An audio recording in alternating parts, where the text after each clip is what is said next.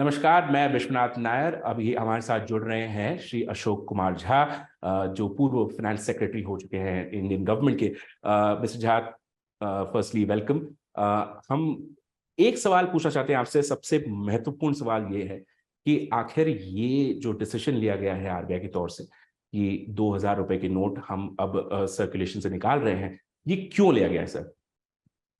फिर आरबीआई का कहना है कि ये नोट्स इशू हुए थे 2016 में। तो अब उसका कंडीशन ठीक नहीं होगा।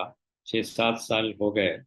तो उनका जो पॉलिसी है, क्लीन नोट्स पॉलिसी, उस तहत पे इसको विड्रॉ कर लेंगे। हम्म। और उसके जगह पे मैं खुश होता अगर वो उसको विड्रॉ करके वो कहते कि 1,000 रुपये का नोट हम इशू कर रहे हैं। हम्म। लेकिन आरबीआई ने स्पष्ट कर दिया, आरबीआई गवर्नर ने, कि अभी उन 1,000 रुपये नोट इशू करने का उनका कोई प्रोग्राम नहीं। हम्म। हम्म।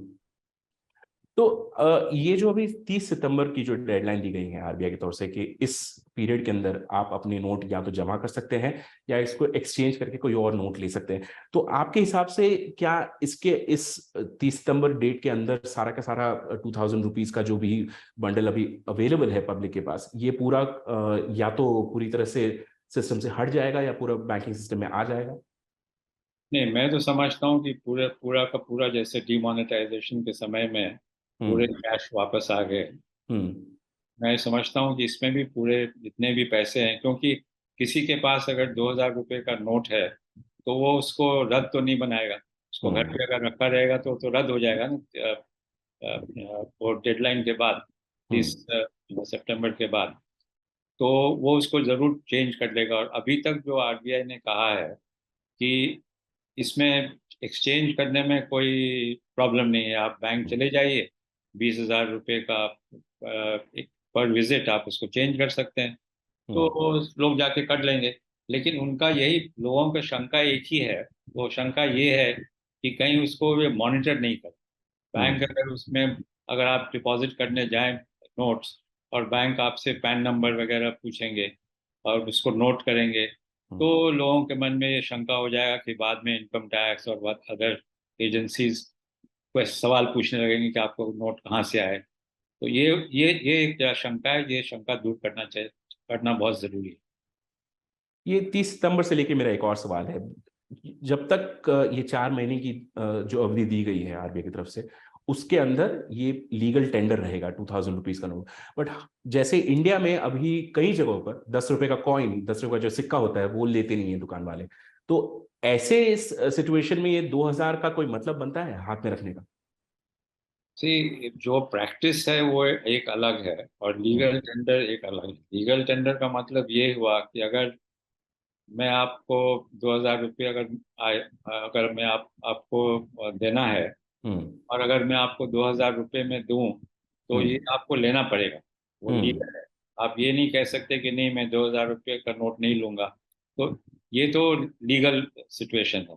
लेकिन प्रैक्टिस में जो आपने कहा बिल्कुल सही है, लोग उसको लेंगे नहीं, क्योंकि अगर कोई दुकानदार ले लेगा 2,000 रुपये का नोट, तो फिर उसको एक्सचेंज करना पड़ेगा ना। हम्म। लेंगे नहीं। तो दिक्कत उसी में है। तो मेरे ख्याल से जो जितने भी नोट्स हैं 2,000 रुपये के, ज़्यादा से ज़्यादा ये बैंक्स में जाके एक्सचेंज कर लेंगे। हम्म। लेकिन एक्सचेंज तभी करेंगे अगर उनको ये गारंटी हो कि हम्म। बैंक उसमें वो उनका पैन नंबर और अदर डिटेल्स नहीं नोट कर। हम्म।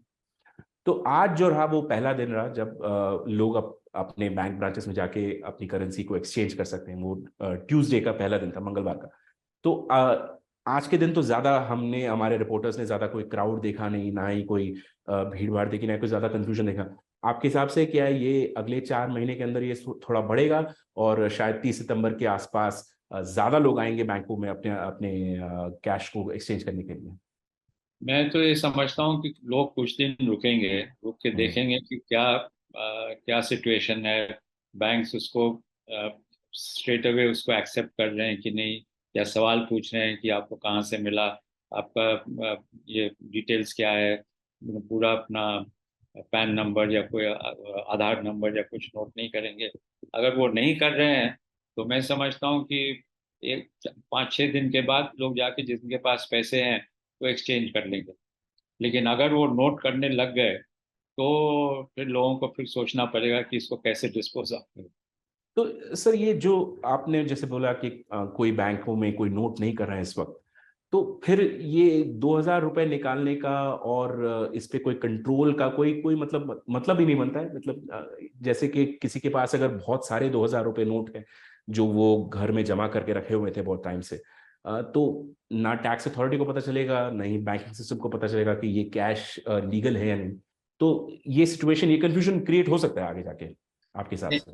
एक्चुअली सी जो भी कैश है, कैश तो मोस्टली लीगली होगा लोगों के पास। हम्म। लेकिन प्रॉब्लम ये है कि अगर लोगों के पास अगर ये 2,000 रुपये के नोट हैं और अगर ये उसको एक्सचेंज नहीं करते हैं तब तो ये यूजलेस पीसेस ऑफ पेपर हो जाएगा। हम्म। और अगर एक्सचेंज वो करेंगे बैंक जाके, और बैंक्स अगर उनसे सवाल पूछने लगेंगे कि कहाँ से लाए, कब लाए, एक्सेट्रा, हम्म। तो फिर ये वहाँ फंस जाएंगे। इन द सेंस कि जो बड़े लोग हैं जिनके पास बहुत ज़्यादा कैश, 2,000 रुपये के हम्म। नोट हैं, हम्म। वो तो अपना मैनेज कर लेंगे। लेकिन जो मिडिल क्लास फैमिलीज हैं, जैसे मैंने बताया कि जिनके पास 1-2 लाख वो रखते हैं इमरजेंसीज के लिए, तो उनके उनके लिए परेशानी हो जाएगी। क्योंकि अगर वो तो सीधे साधा लोग हैं, वो अपने घर पे रखे हैं हेल्थ इमरजेंसी के लिए और कोई दूसरे इमरजेंसीज के लिए, और हम्म। अगर उनको उनके उनसे अगर सवाल जवाब होने लगे तो वो उनको ज़्यादा दिक्कत हो जाएगी। ठीक है। मेरा आखिरी सवाल ये है सर कि बार बार अगर सरकार या आरबीआई चलते हुए नोटों को सिस्टम से निकाल देती है, बोलती है कि अब ये वैध है, ये वैध नहीं है, इससे क्या लोगों का विश्वास सिस्टम पे से कहीं ना कहीं उठ सकता है सर? नहीं, आपने बिल्कुल सही कहा।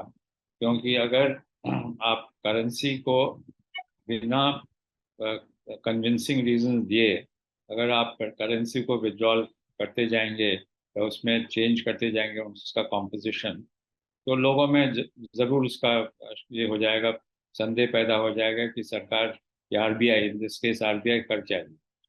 तो इसीलिए मैंने कहा कि अगर आरबीआई ने साफ साफ कह देते कि ये है आपका, ये क्लीन नोट पॉलिसी है। लेकिन इसमें भी ना एक कॉन्ट्रडिक्शन है। अगर सरकार का और आरबीआई का ये कहना है कि ज़्यादा से ज़्यादा ये ट्रांजैक्शन नहीं हो रहा है इस नोट्स में, हम्म। और लोग इसको घर पे रखे हुए हैं, तब तो नोट्स क्लीन ही रहेंगे ना, क्योंकि ट्रांजैक्शन हम्म। हुआ नहीं।